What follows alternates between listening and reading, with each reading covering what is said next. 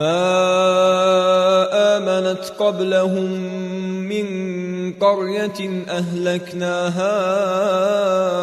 أفهم يؤمنون وما أرسلنا قبلك إلا رجالا نوحي إليهم فاسألوا أهل الذكر إن كنتم لا تعلمون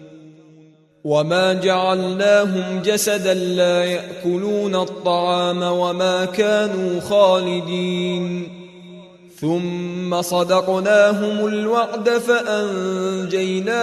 ومن نشاء وأهلكنا المسرفين